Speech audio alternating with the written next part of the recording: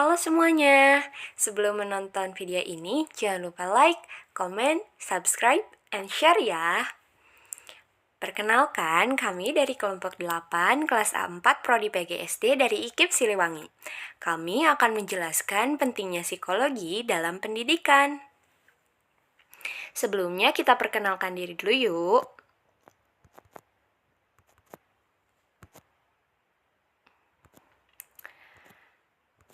Kelompok 8 terdiri dari 5 orang. Yang pertama, saya sendiri Anissa Fitria akan menjelaskan tentang metode-metode yang ada dalam psikologi pendidikan. Yang kedua, ada Alamanda Gresina yang akan menjelaskan tentang pengertian psikologi pendidikan, juga peran psikologi pendidikan. Selanjutnya ada Noviani Kusmia Dewi yang akan menjelaskan tentang aktivitas umum jiwa pada peserta didik, serta ada Tiara Khairunuraini yang akan menjelaskan manfaat psikologi bagi guru atau calon guru, serta Warlina Rifdah yang akan menjelaskan tentang manfaat psikologi bagi siswa. Baik teman-teman, di sini saya Alamanda Gresina akan menerangkan tentang pengertian psikologi, pendidikan, dan psikologi pendidikan. Pengertian psikologi dan pendidikan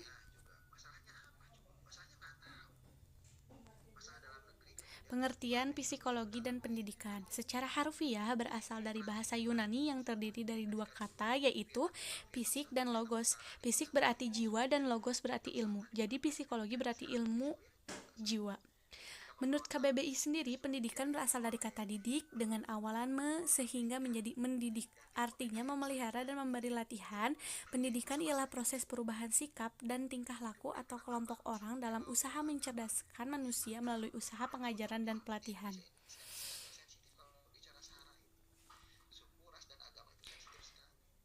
Psikologi pendidikan sendiri yaitu artinya adalah ilmu yang mempelajari tentang perilaku studi sistematis tentang proses-proses dan faktor-faktor yang berhubungan dengan pendidikan manusia yang tujuannya mengembangkan dan meningkatkan keefisienan di dalam pendidik. Peran psikologi sendiri dalam pendidikan yaitu berusaha untuk mewujudkan tindakan psikologis yang tepat dalam interaksi antar setiap faktor pendidikan. Karena itu, pengetahuan tentang psikologi pendidikan seharusnya sebagai pendidik. Disinilah arti pendidikan psikologi bagi guru. Penguasaan guru tentang psikologi pendidik merupakan salah satu kompetensi yang harus dikuasai oleh guru itu sendiri. Baik, selanjutnya, terima kasih. Saya Noviani Kusmia Dewi akan menjelaskan aktivitas umum jiwa peserta didik yang perlu diketahui oleh guru dalam pendidikan, yaitu ada psikis yang berhubungan dengan jiwa atau kejiwaan. Yang pertama ada inteligensi siswa. Inteligensi siswa yaitu kemampuan, kecakapan, dan kecerdasan umum yang dimiliki oleh siswa atau suatu kemampuan siswa dalam menyesuaikan diri terhadap kondisi baru. Sikap siswa. Sikap siswa adalah tingkah laku dalam berbuat sesuatu. Bakat siswa. Bakat adalah kemampuan dasar dalam belajar dengan tempo yang relatif pendek. Bakat adalah potensi yang dimiliki siswa sejak lahir. Lalu ada minat siswa. Minat siswa adalah dorongan atau keinginan untuk melakukan sesuatu. Minat siswa, dorongan yang sesuai dengan keinginan siswanya. Motivasi siswa. Motivasi adalah dorongan dalam diri sendiri untuk berbuat sesuatu. Lalu ada fisiologis. Fisiologis yaitu keadaan fisik. Ada keadaan jasmani dan keadaan fungsi jasmani. Keadaan jasmani yaitu kondisi fisik yang berpengaruh positif terhadap kegiatan belajar pada siswa. Ini saya akan sedikit menjelaskan tentang manfaat mempelajari psikologi bagi guru dan calon guru. Di antaranya, 1. Merumuskan tujuan pembelajaran secara tepat, memilih strategi atau metode pembelajaran yang sesuai, memberikan bimbingan atau bahkan memberikan konseling, memfasilitasi dan memotivasi belajar peserta didik, menciptakan iklim yang kondusif, dan berinteraksi secara tepat dengan siswanya. Sebenarnya manfaat mempelajari psikologi bagi guru dan calon guru itu sangatlah banyak. Salah satunya untuk memahami perbedaan siswa, karena setiap individu dilahirkan dengan membawa potensi yang berbeda. Tidak ada yang sama antara siswa satu dengan siswa yang lainnya. Begitu. Terima kasih. Nama saya Warlina Rifdah Setiadi. Di sini saya akan menjelaskan manfaat psikologi bagi siswa. Yang pertama, pemahaman diri. Semua perilaku dapat dipahami melalui pemahaman psikologi. Pada siswa khususnya berinteraksi dengan siswa lain agar memudahkan dalam bersosialisasi. Kedua, empati. Sebagian masalah timbul karena antar manusia gagal untuk saling memahami. Psikologi mampu membantu siswa dalam memahami siswa lain. Ketiga, adaptasi. Dengan meningkatkan kemampuan untuk berempati dengan orang lain, siswa akan mampu beradaptasi dengan baik dalam kelompok sosial. Keempat, keterampilan komunikasi.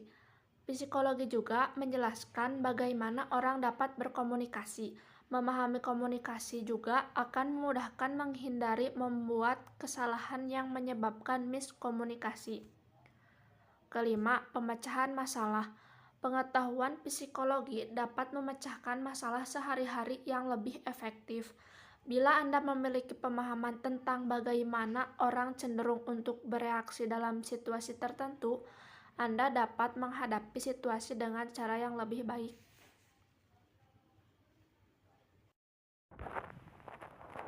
Selanjutnya, saya Anissa Fitria akan menjelaskan mengenai metode psikologi yang digunakan dalam pendidikan. Sebetulnya, teman-teman, metode psikologi dalam pendidikan itu sangatlah banyak. Namun, saya hanya akan menjelaskan 5 metode saja. Nah, teman-teman, kenapa sih kita perlu metode? Karena dalam proses belajar mengajar dibutuhkan metode untuk dapat mencapai tujuan belajar yang efisien dan efektif. Langsung saja, metode yang pertama yaitu metode eksperimen.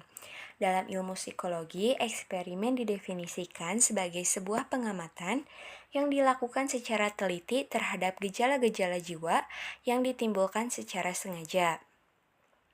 Hal ini dimaksudkan untuk menguji hipotesa pembuat eksperimen mengenai reaksi individu maupun kelompok saat dalam kondisi tertentu. Sehingga tujuan metode ini adalah untuk dapat mengetahui sifat-sifat umum dari gejala kejiwaan, seperti pikiran, kemauan, perasaan, ingatan, dan lain-lain.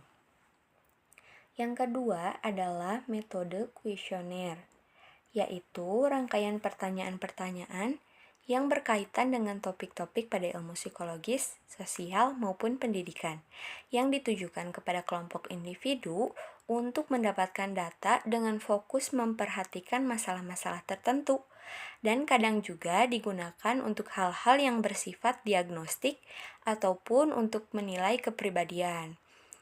Nah, metode ini memiliki keunggulan tidak memakan banyak biaya, serta mengumpulkan banyak data dalam waktu yang cukup singkat. Sedangkan yang ketiga yaitu metode studi kasus. Metode ini digunakan untuk memperoleh gambaran yang sangat rinci mengenai aspek-aspek psikologi siswa tertentu. Nah, namun studi kasus biasanya memerlukan waktu yang relatif lama karena biasanya penelitian dimulai dari anak balita sampai pada akhir perkembangannya. Selanjutnya adalah metode penyelidikan klinis. Biasanya metode ini hanya digunakan oleh para ahli psikologis klinis atau psikiater karena metode ini memiliki diagnosis atau prosedur diagnosis dan penggolongan penyakit kejiwaan yang tentunya tidak dapat dilakukan oleh sembarangan orang. Yang terakhir ada metode observasi naturalistik, yaitu sejenis observasi yang dilakukan secara ilmiah. Di sini, peneliti tidak menampakkan dirinya sebagai peneliti. Contohnya, seorang guru yang mengaplikasikan metode ini melakukan penelitiannya ketika sedang proses belajar mengajar. Demikian materi yang dapat kelompok kami sampaikan. Semoga bermanfaat. Terima kasih. Assalamualaikum warahmatullahi wabarakatuh.